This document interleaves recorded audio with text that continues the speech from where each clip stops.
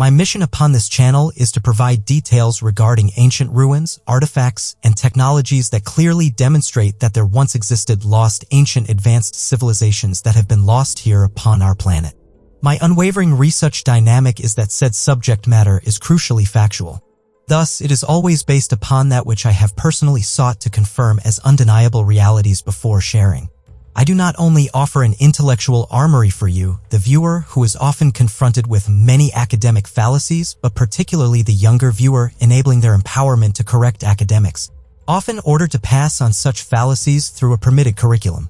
As such, I feel that it is crucial that not only are the facts I share established proofs, but that features which they explain away as others' work are established as beyond doubt, as currently unexplainable, as such undeniable as the work of others. So, if you are new to this channel, please subscribe. It motivates me to make more informative videos for you. Let's continue. Exposing academia's lies due to our ancestors' limitations. Ancestors often claimed as the constructors of said ruins found throughout the world. Due to this bestowed responsibility to only convey historical accuracies, established mystery, and ancestral limitations. Many independent researchers often privately contact me via my secure armored email, often sharing not only their own controversial research, sometimes including their own expedition details, but also academics in positions of tremendous public influence who not only share my view that much of the history currently being taught to future generations is not only inaccurate, but is based upon a conspiracy of concealing past civilizations. One such email received recently pertained to something known as the moonshaft. However, although this is not the main theme of this particular video, I will briefly cover what has been shared with me and after further research. Endeavor to do a detailed video in the future regarding said explorations if enough evidence of its existence can be established. Sent to me by Mike Collins, member of an unsuccessful expedition to try to rediscover this mysterious lair. A brief prologue is as follows, quote, 3 soldiers hiding from the Germans in the Tatra Mountains in Slovakia discovered a lair, which could possibly be the oldest man-made structure in the world. The structure is believed to be between 300 and 310 million years old by a number of individuals, with Heinrich Himmler even sending several scientific expeditions into the Tatra Mountains looking for the shaft, with members of the KGB also attempting to obtain the diary writings on the experience from these deceased soldiers. Although compelling, I am reluctant to cover the story yet due to a lack of any physical evidence regardless of the considerable lengthy testimonies that pertain to its existence. I intend to invest some time in researching it further myself first. However, tonight's subject originates far away from the supposed moonshaft in China. Ancient star maps of such accuracy and range that due to currently attested academic understandings of the history, they simply should not have possessed such knowledge, let alone been able to accurately illustrate it upon parchment. Known as the Dunhuang star chart. The chart is the first accurate graphical representation of star locations within ancient Chinese astronomy, and it is of nearly every star across the atlas. According to modern academia, it is dated to the Tang dynasty between 618 and 907, although I feel this is actually a copy of charts of a far earlier age and thus of a far more capable civilization. Much of the star information mentioned in historical Chinese texts was drastically inaccurate. However, this map provides a graphically precise verification of star observations and are part of a series of charts all known as the Dunhuang manuscripts. It seems, however, in an attempt to quell the curiosity of the astute among us, considerable funding has been funneled into constructing an excuse for its existence. This funded project is known as the International Danhua Project, with much of the research and indeed exclusive access to the maps solely granted to these academics, which I believe is an attempt to convolute their importance. However, regardless of these tremendous efforts, there are many features of the map which remain unexplainable, compelling evidence of them being Chinese copies of knowledge left over by a past, vastly more advanced civilization. Copies of elusive manuscripts that at some point within Chinese antiquity were most probably found preserved somewhere. First, the Dunhuang star map is to date the world's oldest complete preserved star atlas, meaning that before the ancient Chinese were even a seafaring civilization, they somehow had access to knowledge of the accurately plotted star charts of both hemispheres. The main image, which many presume is the entire Dunhuang star chart, an insinuation implied by Wikipedia, is only a small fraction of the collection. Yet this piece in itself is an exact, accurate plotting of polar constellations. And due to these ancient Chinese people being incapable of such tremendous voyages, not only does the advanced knowledge copied down upon these charts strongly support my posit of them being a rediscovered copied relic of a past civilization's knowledge. These copies were found in the early 1900s in a walled-up cave containing a cache of manuscripts. They were discovered by Chinese Taoist Wang Yuanlu in a cave system known as the Mo Zhao Caves. Although the scroll with the star chart was found amongst those documents by Aurel Stein when he visited and examined the content of the cave in 1907. One of the first public mentionings of these script in Western studies was from Joseph Needham's 1959 version of the book Science and Civilization in China. Since that time, however, only a few publications have conveniently been devoted to the map, nearly all being Chinese publications. This map, or as we postulate, accurate copy, was made around the year 700. I feel their lack of public exposure and my reasoning for asserting that they were copies of a far more advanced civilization's work is not only due to the Chinese civilization's inability to travel to such locations to plot such charts at the time, but that the whole set of star maps contains over 1,300 stars. Not only proving that, although the Chinese are academically claimed to have believed the world was flat at the time, the star charts prove beyond doubt that they had knowledge of constellations from around the globe. The academic explanation for this is that although the Chinese supposedly presumed the world was flat, they somehow assumed that the heavens were somehow spherical, which to me just seems like a desperate attempt to discredit such manuscripts' true origins. I believe, due to the in-depth and accurate knowledge copied upon the star charts, that much of which were far out of the reach of this ancient civilization's observational capabilities, be clear proof that they had discovered maps left by a civilization that was not only seafaring but global. Also, due to the chart featured on Wikipedia had successfully explored the poles and accurately mapped its constellations. How did the ancient Chinese have such in-depth knowledge of so many constellations, especially polar constellations? We find such manuscripts, academia's funneling of considerable funding into the discrediting of their inexplicable nature and their lack of exposure as highly compelling. There are countless ancient sites found all over the planet that are not only far older than current academically claimed by individuals funded to come up with specifically permitted dates for their creation, selling one's integrity in favor of financial securities and an authoritative position within society offered to them in return for their obedient deceits, like a mule guided by a carrot. But these individuals not only fear losing such reputations and handsome incomes if one were to tell the truthful story regarding said sites, but they unquestionably turn a blind eye to the many areas that I cover, which are often not only implausible to state where the work of the particular permitted re-inhabitants placed much closer to us within history, but to suggest that such ancestors were capable of said feats is simply a preposterous claim. They often knowingly and deliberately overlook such features due to their lack of any plausible explanation for such accomplishments. As such, with many ancient sites simply ignored or are disguised as closed bookcases with a dull, deliberately disinteresting tale of origin. These academics have some of the most intimate access to these ruins, yet deny the world's population a true account of said relics. For to suggest that a civilization less advanced than us accomplished the placement of megaliths far into the thousands of tons precisely atop one another with awe-inspiring stonework details and polygonal brickwork seemingly created like a puzzle of unique pieces among many other baffling features, I feel is a proof of a deliberate agenda-driven conspiracy concealing said site's true origins.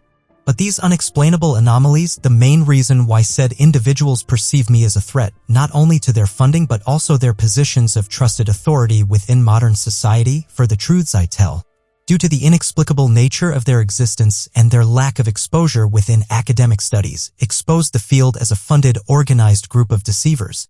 These features are simply impossible for them to explain. Yet they continue to claim that they were built by people who were undeniably incapable of such feats.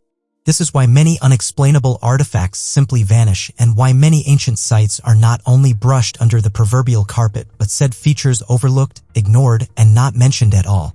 And our next relic is no exception. Many people have heard of the Great Wall of China, one of the only ancient ruins which is so large it can be seen from space. A very famous wall. Yet an even greater number of people are unaware of another Great Wall which can be found within India. Successfully overlooked by modern historians and antiquarians alike, this wall, known as the Compilation, has been claimed to be merely a recently created ruin. Yet I feel, just like the many other ancient ruins found around the globe, is far older than currently claimed. It is of an astonishing size, and a number of alternative, so-called fringe researchers, which academics like to derogatorily call them, have found substantial evidence that not only is the upper layers far older than claimed, but the entire wall sits upon a foundation immensely older than the wall we see today. A foundation that many have concluded is so old that it had simply turned to dust through the eons, rebuilt at a currently unknown time within antiquity. The wall stretches an astonishing 22 miles and once protected hundreds of extremely ancient dwellings and measured at over 40 feet thick. To suggest that such a feat could have been accomplished by our more recent ancestors, who the founders of mainstream, why is the wall seemingly ignored by modern history? I feel the reason the wall has been successfully kept largely unknown is due to the fact that if openly studied and widely known of, more people would research such site, eventually realizing, like many before them, that the wall is far older than currently claimed and possesses such enormous amounts of stone along with an immensely older foundation, that current claims of its origins and age are simply incorrect, and a clear attempt to shrug off this astonishing structure as a reasonably modern creation which they hope will not be looked at closely. An attempt to close the book on a possible antediluvian ruin which many people as a result told with a dull deceptive history for its existence, which not only stifles one's interest regarding the wall's origin, but deters the curious from ever investigating the wall's truly astonishing nature. A motivation which I feel is the main driving force behind its lack of public exposure. Who rebuilt the Great Wall of India? How old is its far older, highly eroded foundation? The Great Wall of India was an astonishing feat of ancient engineering, a feat that academia would prefer stay largely unknown. A reality which I find highly compelling. Our moon. A strange thing, don't you think? Have you ever gazed upon a full moon and wondered how it got there? What strange forces could have possibly built it? There are many moons within our solar system, yet few are as strange as ours. No others are known to ring like a bell when struck. No others possess such luminosity as our moon.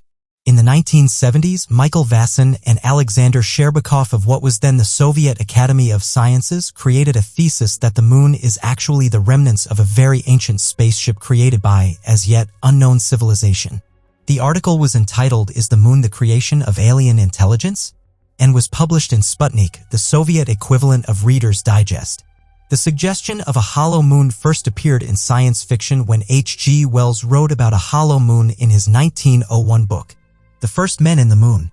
Michael Vassin and Alexander Sherbakov's hypothesis is based on the fact that large lunar craters, generally assumed to be formed from massive meteor impacts, are generally too shallow for scars made upon an organic body, and can have flat or even convex bottoms. They propose that small meteors are making cup-shaped depressions in the rocky surface of the moon, while the larger meteors are drilling through a rocky, hitting an armored hull underneath. Does George Lucas know something we don't? It seems he couldn't resist adding just one crater.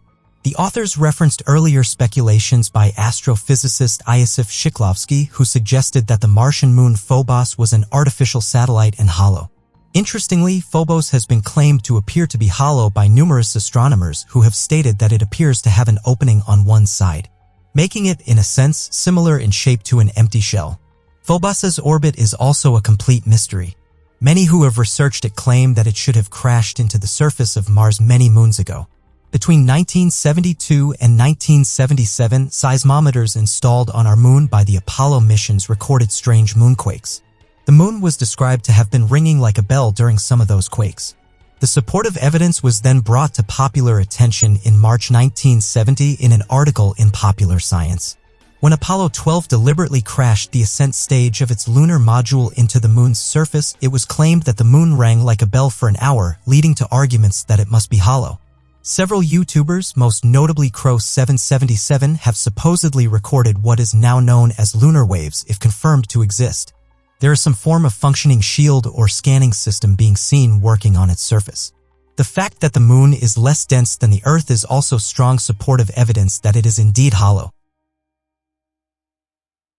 There are so many astonishing, seemingly unexplainable features of the Great Pyramids of Giza, it makes one wonder why anyone would still believe the academic's tale of events, stating that they were the work of copper-wielding ancestors many thousands of years ago. and to sit across such vast area of land with the largest, Cheops covering many acres yet is no more than a quarter of an inch from being perfectly cardinal aligned just seems like a preposterous premise to push. In the previous video, the astonishing similarities that many years of exhausting research surrounding the unexplained ruins was explained, how MH, the channel's producer, had cataloged and mapped a number of identifiable features across many ruins. Each of these identifying characteristics uniquely exclusive to one ancient civilization found upon and within unexplained ancient ruins across the entire globe. But these signature similarities, and by default their many differentiations, has allowed him to establish the identity of three separate civilizations. Civilizations which appear to have restarted consecutively, thus, as one would expect, branched off in vastly different directions of development, having to rebuild a modernized society from the remnants of the previous, their past existences denied by historians for many years. But I strongly believe that we will be the generation which bucks the trend, shifting a paradigm which has affected nearly everyone's lives negatively in some way. As critical mass awareness approaches, as we continue to push onwards regardless of their attempts to stifle the truth, the efforts and sacrifices made and given by individuals who perceive this deceit as a breach of all of our independent liberty as human beings, is finally cracking their shields of ignorance. Predictably, these same institutions who have made life so difficult are now slowly admitting they did indeed once exist. The proof of these separate groups, which Mystery History's producer named the Cyclopean, Polygonal, and Neolithic civilizations, all had advanced capabilities, each separate from each other, yet fortunately each possessing their own unique identifiable features, which still litter many of these existing sites. Impenetrable fortresses, ingenious architectural design, visually impressive and mentally baffling methods of masonry are just a few of these ancient civilizations' legacies. Polygonal masonry, for example, yet to be fully understood by modern man in regard to its construction. The treasury of Atrus, which contains Cyclopean masonry techniques, displaying intimate knowledge of weight-bearing architecture which the academically attested builders simply did not possess knowledge of. Underground towns and cities, the town in which the Flintstones inhabited, carved deep into some of the toughest bedrocks on Earth. Derinquiu, being one of the largest, which instead of being a fortress built above the ground, placed in a strategic location atop a hill or mountain, was carved into the earth. To claim such feats were even possible by our own well-known ancient ancestors with the access to the tools they had at the time is simply a preposterous illogical stance to take. One which, if given as the answers to such sites' origins, can be seen as nothing short of the abandonment of one's senses in return for an undisturbed income flow. A ridiculous explanation for the city's origins forced upon the academic world for fear of losing their income and career, and in turn down the throats of students who desire good grades. Stretching many kilometers into the earth, enormous rolling stones were placed at strategic passageways, and although we have no idea how they moved such stones, they were clearly placed there in an attempt to stop some form of invader. One they felt as if such measures were not undertaken would have been vulnerable to, with acoustic properties which we are yet to fully understand. The subject of our next video, with some astonishing discoveries we have unearthed during further research of this underground lair. These ancient sites tunneled deep underground, rumored to have been lit by miraculously clever naturally fed gas-fueled lighting systems, balanced flames eternally lighting the inhabitation's pathways. Yet, as mentioned in our previous investigative film, the pyramid builders were responsible for the movement of stones, which reach well into the thousands of tons, setting them quite literally a world apart in their eventual technological capabilities. And due to our identification of no less than 3 separate phases of casing stones adorned upon the Great Pyramids, which due to the decayed and incredibly eroded condition of the stones beneath them, with casing stones also varying in age, it appears clear that they were all possible conservation efforts undertaken at different times within ancient man's past after no less than 3 cyclical developments of our civilization. These factors, Mystery History not only perceives as clear evidence supporting the hypothesis of multiple lost generations, but also clearly displays their different methods of accomplishing these tasks. Furthermore, they can clearly show all who wish to study them. Whether attempting to amass, as the channel has, a large privately held collection of proofs, evidences, and apart studies that were hidden all over Earth regardless of one's reasoning, I implore all to merely study the casing stones of Giza's pyramids for more than enough proof of many lost civilizations and the pyramids and their past builders' tremendous age. Additionally, we want to make it clear to all that we encourage discourse. The organically grown nature of the channel's demographic is its most important characteristic. We do not reject other people's disagreements to anything presented or that is claimed on occasion, as long as they are willing to attempt constructive discourse in the pursuit of that which is the ultimate goal, the truth. If you have made a private discovery or would prefer subjects or opinions to be shared with the creator with discretion, need advice or assistance regarding historical issues in any way, get Mystery History's opinion on something, don't hesitate in contacting him, the antiquarian creator who runs the show. This can be done via private email correspondence, Facebook, or Patreon. He does take a while to get back to you, but he always does. However, although we may have established a large seat at the table, many individuals who masquerade as having the same mission at heart are nothing but saboteurs and moles attempting to lead its followers on a wild goose chase, diverting traffic away from burning controlled opposition within the derogatorily labeled field of fringe research and audacious choice of wording, as it is an accusation by funders who intentionally permit only a certain area of global history to be studied, something which is far more fitting to the label fringe researcher than any astute individual who grew weary of their lack of knowledge, with the method of construction of Cheops being just one among many thousands worldwide. I will now expose one of these molds, their methods of misdirection, and how to spot them yourself. First, I shall play my original research on the Sphinx enclosure, who discovered it, the explanations they gave at the time, and after this previous research has been shown to you, I will explain what I find to not only be deliberately ignorant and complacent by one of the most highly regarded supposed fringe researchers of them all. Any public acceptance and acclamations should always be perceived as suspicious simply due to the controversy of our role within challenging status quos. They should instead be looked upon as an indication that said individual is most likely compromised. This is due to the rarely being public popularizing of individuals in our field of study, and any that do are generally perceived by the powers that be as paid-off shills. The reality of the site's age is naturally far too controversial a question to ask. Anyone, alive or now dead, who claim to be within the same field of study and discovery as me and many others who receive such warm receptions by those they in essence should be a risk to, have outed themselves as nothing more than funded individuals, placed in particular to try to lead a charge which, unfortunately, forms a tail-chasing orbit. One which, unless said follower recognizes these funded individuals' tactics, will never escape from slowly extinguishing any healthy inquisitive manner as mentioned in the previous video. The severe undulating erosion upon the walls of the Sphinx enclosure undoubtedly showed that the Sphinx had been heavily weathered long before the Sahara became a desert. Therefore, one must suspect that it could indeed be over 9,000 years old. Not knowing exactly how much rainfall there's been in the distant past, the Sphinx could indeed be far older than this.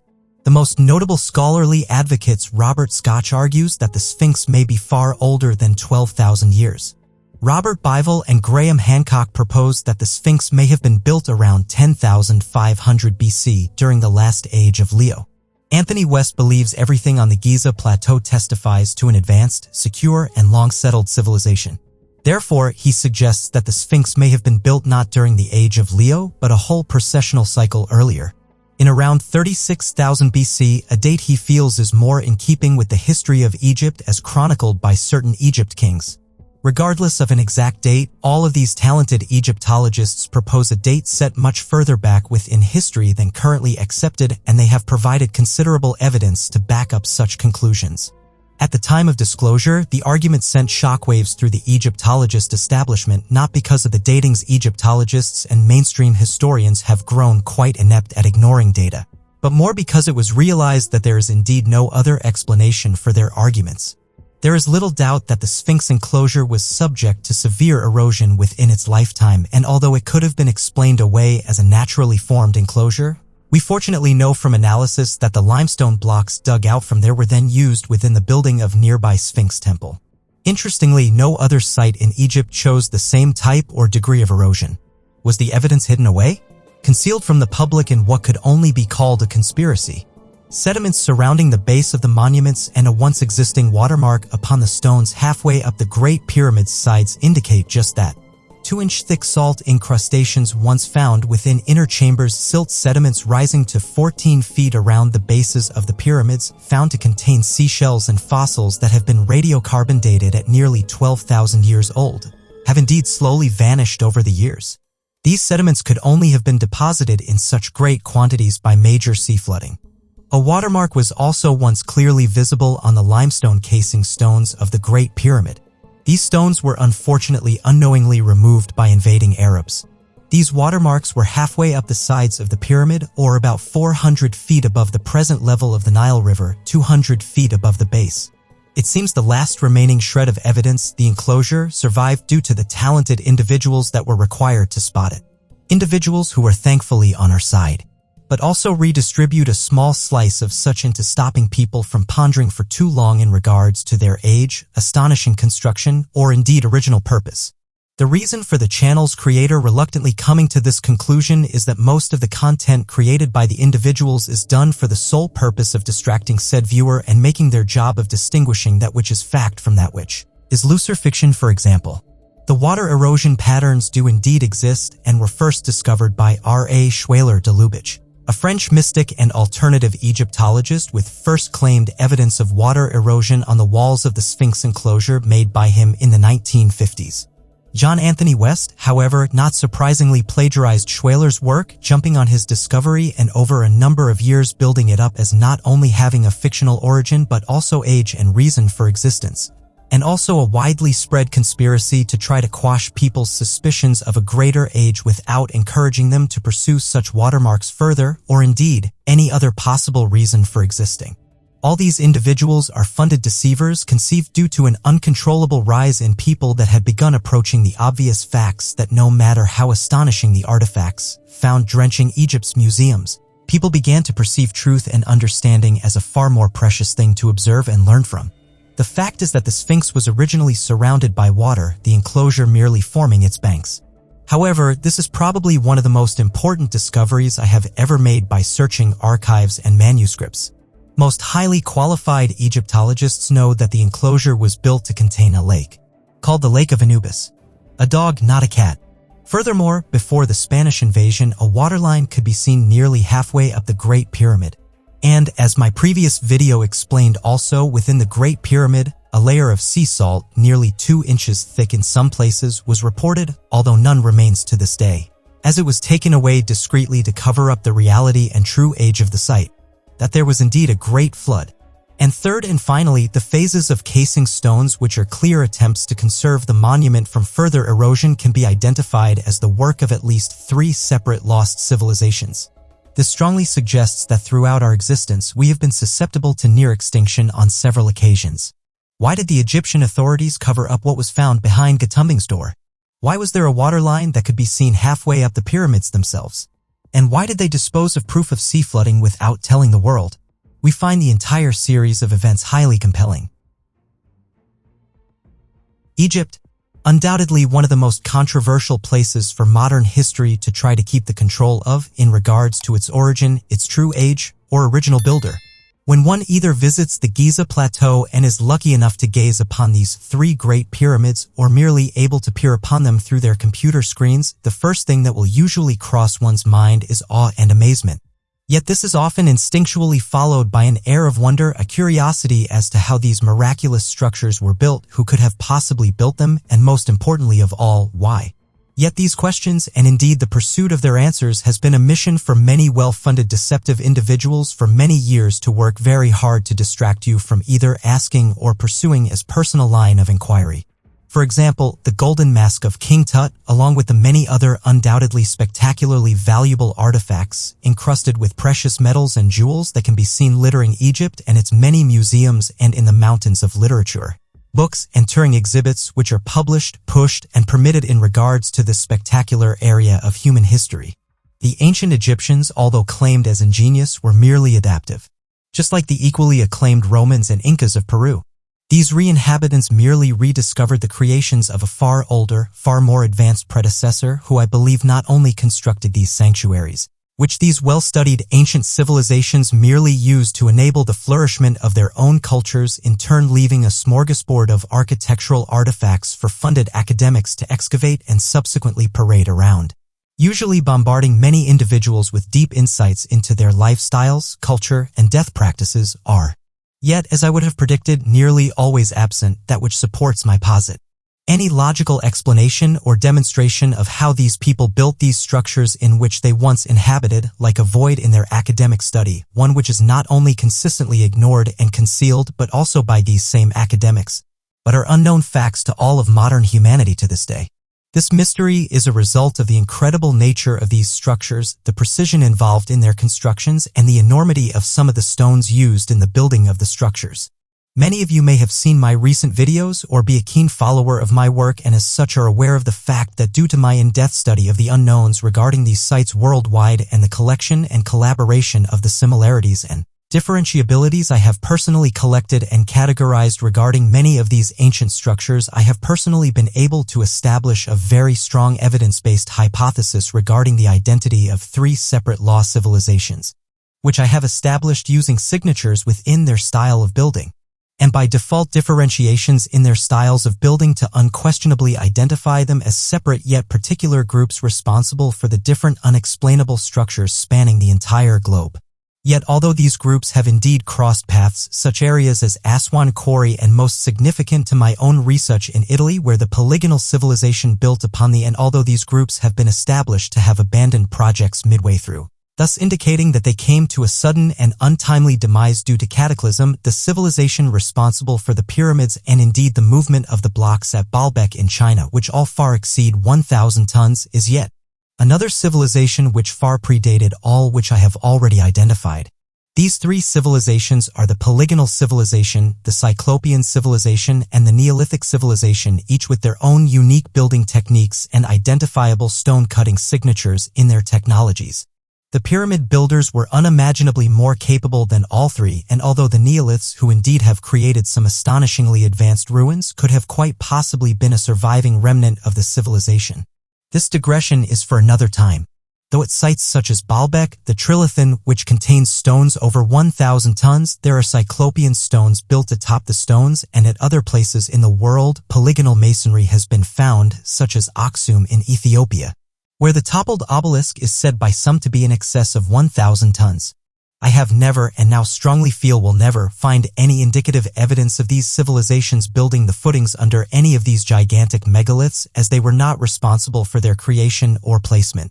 Additionally, the civilization responsible for the pyramids and these enormous megalithic blocks elsewhere were also the civilization who created the false door, a mysterious rock-carved feature also found littering the now exposed mega-metropolis found beneath the Guatemalan rainforest by penetrative radar.